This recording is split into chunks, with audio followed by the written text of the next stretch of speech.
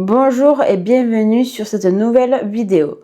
Nous allons vous faire découvrir le Rocher des Aigles à Rocamadour en compagnie d'Isadora, soigneuse animalière, qui nous parle avec passion de son métier. Quels sont les oiseaux les plus impressionnants que vous avez ici?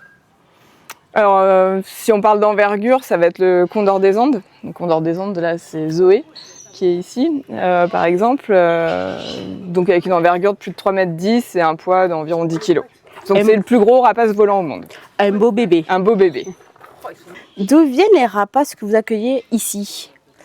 Alors pour tout ce qui va être parc zoologique, que ce soit nous et les autres, donc c'est strictement interdit de prélever dans la nature. Donc ça va être de la naissance en captivité. Donc nous on en a beaucoup qui naissent ici parce qu'on a une belle reproduction, puis sinon après c'est des échanges avec d'autres parcs. D'accord. Voilà. Combien d'années peut vivre un aigle ou un vautour? Alors après ça va dépendre si on parle de captivité ou à l'état naturel, parce qu'on a un bel écart en fait au niveau des espérances de vie. En captivité, un condor des Andes ça va être 70-80 ans. Donc on est pas mal. Sur d'autres vautours en captivité toujours, on peut arriver à 40-45 ans. On a un couple d'aigles royaux qui ont 45 à peu près chacun. Voilà. Oui, donc ça dans la nature, oui. n'atteint pas vraiment quoi. Ça, non. Est-ce que tous les oiseaux ici peuvent voler? Alors évidemment là, tous ceux qu'on voit là font partie de la démonstration, c'est-à-dire qu'ils partent en vol libre plusieurs fois par jour. Après sur la partie non visible du public, tous les oiseaux qui sont âgés, la retraite ou les couples reproducteurs, non, eux ils volent pas. Comment reconnaître un faucon d'un aigle ou d'un vautour? Oula. C'est pas du tout les mêmes morphologies ni les mêmes tailles.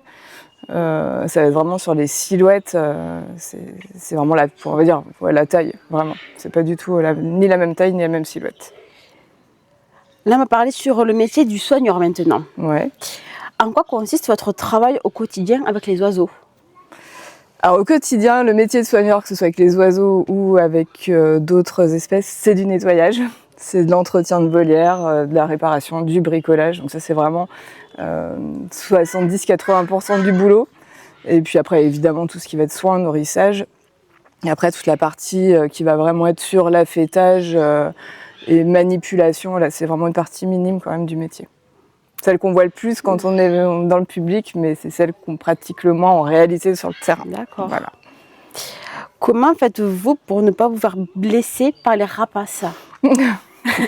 Alors, de la vigilance, on a des techniques évidemment, et puis ça arrive en fait tout simplement qu'on se fasse blesser, mais on fait attention. C'est vrai qu'on n'est pas très costaud, nous, donc même un petit coup de bec, si pour eux c'est pas méchant, nous rapidement, ça peut faire un peu mal. Est-ce que les oiseaux vous reconnaissent? Ouais. Ah ouais. Et pas des fois ils nous reconnaissent, ça peut être dans le bon comme dans le mauvais sens. Hein. Ils ont leur tête, donc c'est mieux quand on est dans la bonne ligne de l'oiseau que non. Dans leur sens. C'est ça. Comme le petit là. Voilà, comme le petit, voilà, parce quand ta tête leur revient pas, c'est un peu moins sympa, quoi. Mais ça arrive. Bon. On plaît pas à tout le monde. Avez-vous une relation particulière avec certains oiseaux? Bah aussi, de fait, évidemment. Il y a des relations qui vont se créer, surtout... Enfin, moi, je m'occupe des bébés, donc obligatoirement, il y a une relation affective dès le début. La reproduction, c'est quand même quelque chose qui n'est pas facile. Puis on s'y attache obligatoirement dans les deux sens. Donc, ouais, vraiment avec les petits, puis les nocturnes aussi. Il y a une relation particulière avec les nocturnes. Comment apprenez-vous aux oiseaux à voler un spectacle? Ça va demander beaucoup d'heures de travail. Beaucoup? Beaucoup. Et après, il y a des oiseaux qui vont vraiment... ça va être assez naturel, mais ouais, c'est surtout de la désensibilisation. Un oiseau, va avoir très peur de tout. Donc déjà, c'est vraiment de la mise en confiance entre l'humain, l'environnement, tout ce qui va se passer autour. Ça commence par là. Qu'est-ce qui vous avait donné envie de travailler avec les oiseaux? On va dire une passion d'enfant. Voilà. C'est vrai, non, j'avais pas mal de domaines quand j'étais enfant qui m'attiraient particulièrement. Donc il y avait la musique, l'art et puis toute le monde des oiseaux. Donc malheureusement, j'ai pas eu l'occasion de pouvoir aller en bio, puisqu'à l'époque c'était un bac pour les scientifiques et moi je suis extrêmement littéraire, donc ça m'avait bloqué à l'époque. Et ben je suis revenue dans le truc en me disant non, c'est pas, voilà, je suis passée par d'autres voies. Quel est votre oiseau préféré et pourquoi? Ouais, non, la question elle est compliquée, je dirais pas d'oiseau préféré. Puis il y en a plusieurs en plus, donc ce serait horrible. C'est comme dire si on a plusieurs enfants, lequel on préfère, c'est pas possible. Donc là, c'est pareil. Comment vous différenciez les mâles des femelles? Alors, il va exister ce qu'on appelle le dimorphisme sexuel sur certaines espèces, pas toutes. Donc sur les perroquets, par exemple, tu peux avoir des dimorphismes au niveau de la couleur des yeux, mais quand vraiment il n'y en a pas, ça va être on prend des plumes en fait et ça part en laboratoire pour sexer l'ADN. Après, si on prend l'exemple du condor des Andes, donc là il va exister un dimorphisme.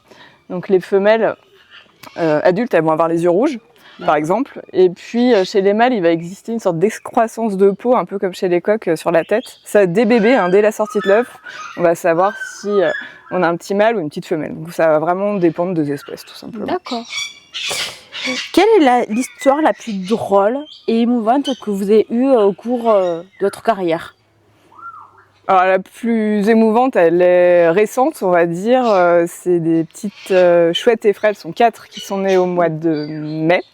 Donc vraiment des toutes petites et puis là qui viennent juste d'intégrer la démonstration. Donc voilà, c'était la petite session émouvante dans ce moment en fait. Voilà. Et pendant les vols, vous avez peur qu'ils ne reviennent pas les oiseaux? Alors qu'ils reviennent pas, non. S'ils reviennent pas, c'est qu'il y a un problème. Auquel cas, en effet, c'est inquiétant. Après, voilà, aussi, on peut avoir des petites trouilles, oui. Voilà. Tu peux nous présenter cette chouette?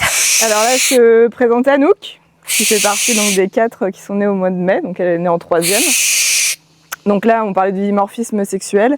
Chez la chouette effraie, on peut le savoir sur le poids. Bon, pour le moment, on n'est pas certain encore s'il s'agit de mâle ou de femelle. Donc après, généralement, sur les rapaces, ça va être aussi le poids. Mais du coup, là, on a quand même un petit doute. Mais voilà. Donc Anouk qui commence ses démonstrations. Donc là, c'est le cri des bébés chez les chouettes effraie. Donc là, on va aller la peser. Et puis après, ouais, elle va se préparer pour faire la démonstration. Qu'on verra alors. Exactement.